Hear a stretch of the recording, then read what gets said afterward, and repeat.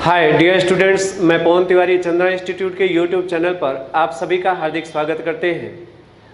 तो चलिए, प्रतिशतता भाग चल रहा है। इसमें भी बहुत ज़्यादा हेडिंग तो है नहीं। जनसंख्या का भी तीसरा पार्ट यहाँ पर जब समाप्त होगा तो उसके बाद चुनाव से संबंधित प्रश्न की चर्चा होगी, जो कि 2 से 3 प्रकार में है। और उसके बाद आय और व्यय, इनकम एक्सपेंडिचर बेस्ड क्वेश्चन, ये भी 1 से 2 प्रकार है। और इसी के साथ आपका जो प्रतिशतता भाग होगा समाप्त होगा। तो चलिए, यहाँ से अभी जनसंख्या के प्रश्न की तीसरी स्ट्रक्चर, जब व्यक्तियों की अलग अलग जनसंख्या ज्ञात करनी हो, इसमें क्या होता है कि शहर की कुल जनसंख्या दिया होता है और हमें पर्टिकुलर पुरुष की संख्या या स्त्रियों की संख्या ये अलग अलग पूछा जाता है। अभी प्रश्न हल करें उससे पहले साइड में एक कॉन्सेप्ट देखते हैं कि कोई जनसंख्या को अलग कैसे करते हैं। जैसे कुल जनसंख्या में पुरुष की संख्या स्त्रियों की संख्या अलग करनी हो तो कैसे अलग करेंगे, चलिए ध्यान देते हैं। सबसे पहले साइड में ये कॉन्सेप्ट देखिएगा। जैसे मैं आपसे ये कह दूं कि कोई विद्यालय है और उसमें कुल स्टूडेंट है 400। ध्यान समझना, किसी विद्यालय में कुल स्टूडेंट कितने हैं? 400। अब हम आपसे ये कह दें कि इसमें पुरुष और स्त्री, पुरुष स्त्री क्या, बॉयज एंड गर्ल्स, लड़के और लड़कियों की जो संख्या का अनुपात है ये हम आपसे कह दें 5:3 है। मतलब टोटल 400 विद्यार्थी हैं, जिसमें बॉयज एंड गर्ल्स का जो रेशियो है 5:3 है। अब हमें ये पता करना हो कि लड़के और लड़कियों की अलग अलग संख्या क्या है, तो थोड़ा समझिएगा। अनुपात 2 या 2 से अधिक राशियों में संबंध स्थापित करता है। अनुपात ये बताता है कि यदि बॉयज की संख्या 5 होगी तो गर्ल्स की संख्या कितनी होगी? 3। बॉयज 5 होंगे तो गर्ल्स कितने होंगे? 3। अब जब अनुपात आ जाए तो इसके बाद आप निकालेंगे अनुपाती योग। अनुपात आ जाए तो क्या निकालेंगे? अनुपाती योग। 5 और 3 योग 8 होगा। अनुपाती योग समूह को बताता है। यहाँ समूह है विद्यार्थियों का। जैसे 400 विद्यार्थी हैं तो ये जो 400 समूह है ये किनका समूह है? विद्यार्थियों का। तो फिर से एक बार समझिए, अनुपाती योग 8 है। अनुपाती योग समूह को बताता है। यह बतलाता है कि कितने के टोटल में कौन कितना होंगे। जैसे ये बतला रहा है कि 8 के टोटल में यदि बॉयज 5 होंगे तो 8 के टोटल में गर्ल्स 3 होंगे। अनुपाती योग समूह को बताता है। ये बता रहा है कि यदि 8 विद्यार्थियों का समूह है तो उस 8 के टोटल में लड़के 5 होंगे और 8 के टोटल में लड़कियां 3। अब हमसे पूछा जाए लड़के कितने हैं, तो थोड़ा ध्यान देना। जैसे टोटल स्टूडेंट 400 है, लड़के की संख्या पूछा जाए तो कैसे निकालेंगे? पहले बताइए, बॉयज का रेशियो कितना है? 5। बॉयज कितने हैं? 5 है। कितने के टोटल में? 8 के टोटल में। तो ध्यान देना, बॉयज है 5, कितने के टोटल में? 8 के टोटल में। तो पूरे 400 के टोटल में कितने होंगे? गुणा कर दीजिए, पता चल जाएगा। 8 पंचे 40, 50 का गुणा 5 में हो गया 250। यदि हमसे पूछा जाए गर्ल्स की संख्या कितनी है 400 में, तो गर्ल्स का रेशियो कितना है? 3। लड़कियां कितनी हैं? 3 है। कितने के टोटल में? 8 के टोटल में। ध्यान देना, लड़कियां 3 है, कितने के टोटल में? 8 के टोटल में। तो फिर 400 के टोटल में कितने होंगे? 50 का गुणा 3 में कितने? 150। तो ये पता चला। इसी को कहते हैं विभाजन का नियम। तो ध्यान देना, विभाजन के नियम में 3 स्टेप आप प्रयोग में लाते हैं। सबसे पहला तो स्टेप होता है हम अनुपात पता करें। क्योंकि जब तक अनुपात नहीं पता होगा, क्या संख्या अलग कर सकते थे? बताइए, यदि लड़के लड़कियों की संख्या का अनुपात नहीं दिया होता तो क्या 400 में कितने लड़के कितनी लड़कियां बता पाते? नहीं। तो पहले जरूरी यह है कि हम अनुपात निकालें, और जब अनुपात आ जाए तो इसके लिए अनिवार्य है कि हम अनुपाती योग पता करें। जैसे अनुपात आ जाए तो क्या निकालें? अनुपाती योग। यह समूह को बतलाता है। ये बताता है कि कितने के टोटल में कौन कितना है। अब फाइनल स्टेप हम प्रयोग में लाते हैं जब संख्या को अलग करनी हो। तो अलग करने के लिए पहले अनुपात उसका रखें जिसकी संख्या निकालनी है। जैसे हमें ध्यान देना, लड़कों की संख्या निकालनी थी तो लड़कों का रेशियो कितना था? 5। पहले अनुपात रखें और अनुपात में भाग करें। किससे? 8। यहाँ 8 अनुपाती योग है तो अनुपात में हम भाग करेंगे किससे? अनुपाती योग से। ध्यान देना, ये तीसरा फाइनल स्टेप संख्या निकालने के लिए किया जाता है। जैसे मान लिया लड़कों की संख्या निकालनी हो तो पहले लड़कों का अनुपात रखें, अब फिर भाग करें अनुपाती योग से, अब फिर गुणा करें कुल जितनी संख्या हो। जैसे टोटल 400 संख्या है तो 400 से गुणा कर दें, है ना। तो ये होता है विभाजन का नियम। इसके लिए हमें ये 3 स्टेप फॉलो करना होता है। यदि प्रश्न में अनुपात दिया होगा तब तो कोई बात ही नहीं, और नहीं तो निकालना पड़ेगा। तो जब व्यक्तियों की अलग अलग संख्या निकालनी हो तो ये अनुपात जो निकालना मैं आपको बताऊंगा, ये मैं आपको एलिगेशन मेथड से बताऊंगा। मतलब मिश्रण के नियम से मैं आपको बताऊंगा कि अनुपात कैसे निकालते हैं, और जब अनुपात पता हो जाए तो अनुपाती योग निकाल के फिर संख्या को अलग करेंगे। तो चाहे तो आप इसका स्क्रीनशॉट ले लीजिए, क्योंकि ये कॉन्सेप्ट है। और अब हम बात करेंगे प्रश्न की। तो चलिए मैं थोड़ा साइड हो जा रहा हूं, आप स्क्रीनशॉट ले लीजिएगा। चलिए अब हम इसे इरेज कर रहे हैं और प्रश्न पर आ जाएं।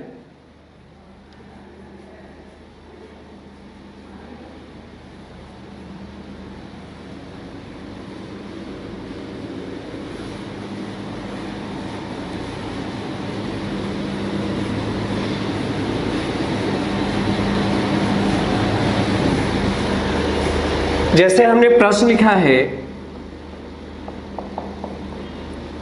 कि किसी नगर की वर्तमान जनसंख्या, किसी नगर की वर्तमान जनसंख्या 35,000 है। आगे हमने लिखा कि पुरुषों की संख्या में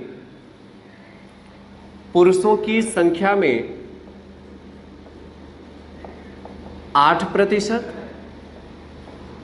और स्त्रियों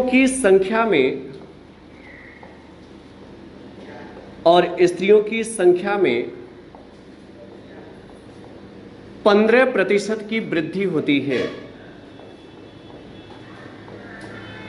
15% की वृद्धि होती है।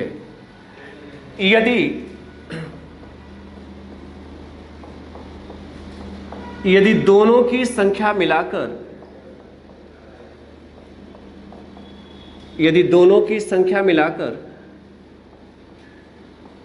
11% बढ़ी हो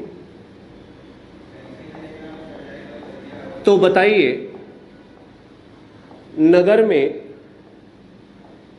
पुरुषों की संख्या क्या है। चलिए ध्यान देना, कोई नगर है उसकी वर्तमान जनसंख्या 35,000 है। आगे हमने लिखा कि पुरुषों की संख्या में 8% और स्त्रियों की संख्या में 15% की वृद्धि होती है। यदि दोनों की संख्या मिलाकर, मतलब पुरुष और स्त्रियां यदि कंबाइन कर दिया जाए तो ये संख्या 11% बढ़ी, तो बताइए नगर में पुरुष की संख्या क्या है। तो थोड़ा ध्यान देना, जैसे ये है कुल 35,000 की संख्या, इस 35,000 में पुरुष भी है और स्त्रियां भी। अब इस 35,000 में कितने पुरुष हैं कितनी स्त्रियां हैं ये संख्या निकालनी है। तो पहले हम जानने की कोशिश करेंगे कि पुरुष और स्त्रियों की संख्या का अनुपात क्या है, क्योंकि जब तक अनुपात नहीं पता होगा इस संख्या को हम अलग नहीं कर सकते कि कितने पुरुष कितने स्त्रियां। और ये अनुपात जो मैं आपको अभी बता रहा हूं निकालना, यह एलिगेशन मेथड से बता रहा हूं, मिश्रण के नियम से। तो चलिए ध्यान देना, ये 35,000 टोटल संख्या है, जिसमें एक साइड मैंने पुरुष मेल और दूसरे साइड फीमेल इंडिकेट किया। चलिए अभी ध्यान देना, पुरुषों की संख्या में 8% का इंक्रीजमेंट होता है। जो पुरुष है ये कितने बढ़ते हैं 8%, और स्त्रियों की संख्या जो बढ़ती है ये कितनी बढ़ी 15%। जी पूरा देख ठीक है, पुरुषों की संख्या 8% बढ़ी और स्त्रियों की संख्या 15% बढ़ी। इस प्रकार दोनों की संख्या मिलाकर, ध्यान देना, दोनों की संख्या मिलाकर 11% बढ़ी। मतलब पुरुष और स्त्रियां यदि मिला लिए जाए, कंबाइंड कर दिए जाए, तो पुरुष और स्त्रियां मिलाकर 35,000 में है। तो इसका मतलब जो 11% संख्या बढ़ा है वो 35,000 पर बढ़ा है, क्योंकि दोनों की संख्या मिलाकर 11% बढ़ा। और दोनों मिलाकर किस में है, 35,000 में ही तो दोनों मिलकर है पुरुष स्त्रियां। तो ये जो 11% बढ़ा है ये किस पर बढ़ा है, पुरुष और स्त्री दोनों मिलाकर, मतलब 11% किस पर बढ़ा, 35,000 पर। तो आपको मैं बताना चाहूंगा कि जो मिश्रण वाला दर हो उसे हमेशा बीच में रखा करिए। मिश्रण वाला दर कहाँ रखे, बीच में। ध्यान देना, पुरुष की पर्टिकुलर संख्या देखें तो 8% बढ़ी, स्त्रियों की पर्टिकुलर संख्या देखेंगे 15% बढ़ी, लेकिन दोनों मिलाकर मतलब 35,000 पर यह संख्या 11% बढ़ी। तो जो मिलाकर दर दिया हो मिश्रण वाला उसे बीच में रखें। अब यहां से तिर्यक अंतर निकाल लीजिए, क्रॉस डिफरेंस। ध्यान देना, यहां से भी आप अंतर निकाल लीजिए और यहां से भी आप डिफरेंस निकाल लीजिए, और ये जो अंतर होगा यही अनुपात बताएगा पुरुष और स्त्रियों की संख्या का। तो बताइए 15 और 11 में जो अंतर है, 15 और 11 में अंतर कितने का है, 4 का। 15 और 11 में अंतर कितने का है, 4 का। 8 और 11 में अंतर कितने का है, 3 का। ध्यान देना, 15 और 11 में डिफरेंस 4 का, 8 और 11 में अंतर कितने का, 3 का। यही पुरुष और स्त्रियों की संख्या का अनुपात हो गया। मेल और फीमेल का जो रेशियो आया वो 4:3, 4:3। अच्छा, ये नहीं सोचना कि फीमेल का 4 है और मेल का 3 है। जो जिसके नीचे होगा एलिगेशन मेथड में, जो जिसके नीचे होगा उसका अनुपात होगा। मतलब पुरुष के नीचे देखिए 4 का रेशियो बन रहा है और फीमेल के नीचे 3। तो ये पुरुष और स्त्रियों की संख्या का अनुपात जो बना वो कितना बना, 4:3। और जब अनुपात आ जाए तो हम क्या निकालते हैं, अनुपाती योग। ये अनुपात हमने कहाँ से निकाला, एलिगेशन मेथड से। तो अनुपाती योग आ गया 7। इसका मतलब ये है कि 7 के टोटल में यदि पुरुष 4 होंगे तो 7 के टोटल में स्त्रियां 3। ध्यान देना, अनुपाती योग 7 है तो ये बता रहा है कि 7 के टोटल में पुरुष 4 तो 7 के टोटल में स्त्रियां 3। तो अब पुरुष की संख्या निकालनी हो, मेल पुरुष की, तो देखिए पुरुष की संख्या 4 होगी तो स्त्रियों की संख्या कितनी होगी, 3। तो पुरुष मेल की संख्या निकालनी है तो पुरुष कितने हैं, 4 है। कितने के टोटल में, 7 के टोटल में। तो 7 के टोटल में 4 पुरुष हैं तो 35,000 के टोटल में कितने होंगे, गुणा कर लीजिए। तो 7 पंचे 35, 5 चौके 20,000। कितने पुरुष हैं, 20,000। यदि हमसे स्त्रियों की संख्या पूछा होता तो स्त्रियां 3 हैं, कितने के टोटल में, 7 के टोटल में। 3 है 7 के टोटल में, तो 35,000 के टोटल में कितनी स्त्रियां, तो आप 5 3 15,000 करेंगे। तो एक चीज ध्यान देना, ये तो पुरुष और स्त्रियों की संख्या निकल आई। यह टाइप केवल इसलिए नहीं महत्वपूर्ण है कि प्रतिशतता का एक अभिष्ट पार्ट है। ये हेडिंग इसलिए भी महत्वपूर्ण है कि इस कॉन्सेप्ट का प्रयोग प्रतिशत में तो हो ही रहा है, लाभ हानि में भी होगा, औसत में भी होगा, साधारण ब्याज में भी होगा, सिमिलर। देखिए यही सवाल यदि हमें लाभ हानि में बोलना होता तो मैं कैसे बोलता। मैं इसकी इंपॉर्टेंसी, उपयोगिता बता रहा हूं कि इस प्रकार का प्रश्न आपसे लाभ हानि में भी पूछ सकता है, ब्याज में भी, औसत में भी। देखिए कैसे पूछ सकता है। सिमिलर यही सवाल यदि हमें लाभ हानि में बोलना होता तो मैं ऐसे बोलता कि एक दुकानदार 35,000 में 2 मोबाइल सेट खरीदता है। पहले सेट को 8% लाभ पर और दूसरे सेट को 15% लाभ पर बेचता है। इस प्रकार दोनों सेट पर मिलाकर उसे 11% लाभ हुआ, तो पहली सेट का क्रय मूल्य बताइए। देखिए सिमिलर यही सवाल है, यही मेथड है, यही उत्तर होगा। देखिए दुकानदार 35,000 में 2 मोबाइल सेट खरीदता है, पहले को 8% लाभ पर, दूसरे को 15% लाभ पर बेचता है। इस प्रकार दोनों पर मिलाकर उसे 11% का फायदा हुआ, तो पहली सेट का क्रय कितना हुआ, 20,000। दूसरे का कितना हुआ।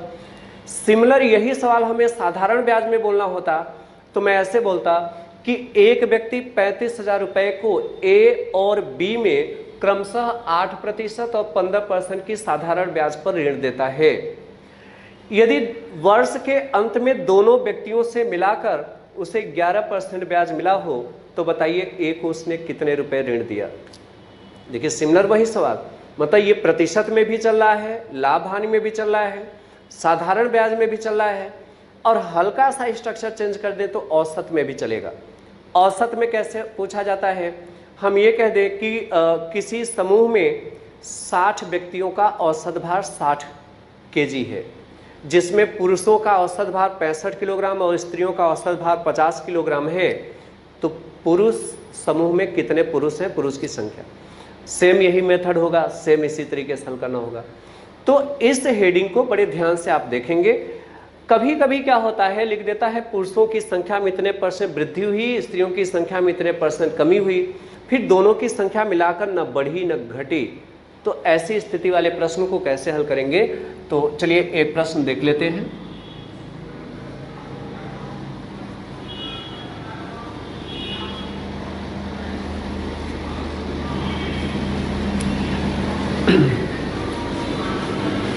चलिए दूसरा प्रश्न इसमें आप लिखिएगा। हमने लिखा कि किसी नगर की वर्तमान जनसंख्या 18,000 है। ध्यान देना, किसी नगर की वर्तमान जनसंख्या 18,000 है। इसमें हम ये कह दें कि पुरुषों की संख्या में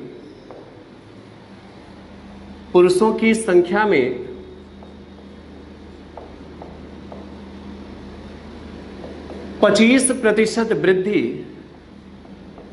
और स्त्रियों की संख्या में 20% कमी होती है, और स्त्रियों की संख्या में 20% कमी हुई। इस प्रकार दोनों की संख्या मिलाकर न बढ़ी न घटी। इस प्रकार दोनों की संख्या मिलाकर न बढ़ी न घटी, मतलब 18,000 थी, 18,000 ही रह गई। तो बताइए नगर में स्त्रियों की संख्या क्या है? तो बताइए नगर में स्त्रियों की संख्या क्या है? चलिए पहले पुरुष और स्त्रियों की संख्या का रेशियो निकालेंगे, और यह रेशियो हम एलिगेशन मेथड से निकालेंगे। अभी ध्यान देना, ये 18,000 टोटल संख्या है जिसमें पुरुष और स्त्रियां दोनों हैं। एक साइड मेल और दूसरी साइड फीमेल किया। प्रश्न हमारा ये है कि पुरुषों की संख्या में 25% की वृद्धि हुई और स्त्रियों की संख्या जो है 20% घटी। प्रश्न हमारा ये था आगे कि इस प्रकार दोनों की संख्या यदि हम मिला लें, मतलब 18,000 पर, चूंकि पुरुष और स्त्रियां मिलाकर कितने में है 18,000, इस प्रकार यदि 18,000 पे बात करें तो संख्या न बढ़ी न घटी, मतलब इस पर कोई इफेक्ट नहीं पड़ा, मतलब ये 0%। थोड़ा समझिएगा, पर्टिकुलर पुरुष की बात करें तो 20-25% बढ़े हैं, पर्टिकुलर स्त्रियों की बात करें तो ये संख्या 20% घटी। लेकिन दोनों की संख्या जब हम कंबाइंड मतलब 18,000 पर बात करते हैं तो ये प्रभावित नहीं हुआ। मतलब हम पूछे 18,000 पर कितने % का फर्क पड़ा, तो आप कहेंगे 0%। मतलब जो इसका मिश्रण वाला दर है ये 0% आ गया। बस आप दोनों साइड से अंतर निकाल लीजिए, हमें पुरुष और स्त्रियों की संख्या का अनुपात पता हो जाएगा। तो अभी आप देखें 20% और 0% में अंतर 20 का है, 25 और 0 में अंतर 25 का है। तो ये 5 से 4 बार में 20 और 5 से 5 बार में 25। मतलब यहाँ जो पुरुष और स्त्रियों की संख्या का जो रेशियो निकला, ये पुरुष का 4 तो स्त्रियों की संख्या 5। यदि देखिए पुरुष और स्त्रियों का जो रेशियो बन रहा है 4-5, ऐसा नहीं सोचना फीमेल का 4 है मेल का 5, नहीं, जो जिसके नीचे है अनुपात उसका है। मतलब पुरुष की संख्या 4 होगी तो स्त्रियों की संख्या 5 होगी। तो अनुपाती योग निकालिए। अनुपाती योग निकालेंगे तो 4 और 5 जब इसे जोड़ेंगे तो कितना आएगा 9। अब हमसे पूछा है स्त्रियों की संख्या। स्त्रियों की संख्या उस 18,000 में क्या है, तो देखिए अनुपाती योग समूह को बताता है, ये बताता है कितने के टोटल में कौन कितना है। जैसे अनुपाती योग 9 ये बता रहा है कि 9 के टोटल में पुरुष 4 तो 9 के टोटल में स्त्रियां 5। मतलब स्त्रियां कितनी हैं 5, कितने के टोटल में 9 के टोटल में।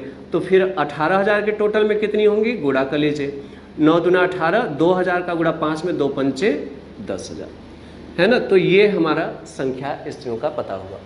एलिगेशन मेथड पर जनसंख्या से रिलेटेड ये प्रश्न है। आपको मैं बता दूं कि प्रतिशतता भाग से आप इसे समझ गए होंगे, इरेज कर रहे हैं। जनसंख्या पर बनने वाले प्रश्नों को मैंने 3 टाइप में अलग अलग कैटेगराइज किया। ये तीसरा और अंतिम प्रकार था।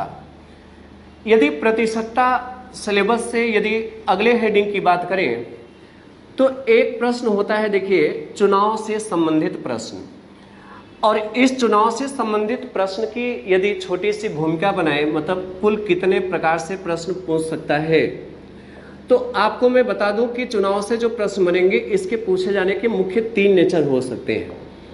परीक्षाओं में जो आमतौर पर बनता है, जब मतों की संख्या वैध हो, वैलिड हो, जब मतों की संख्या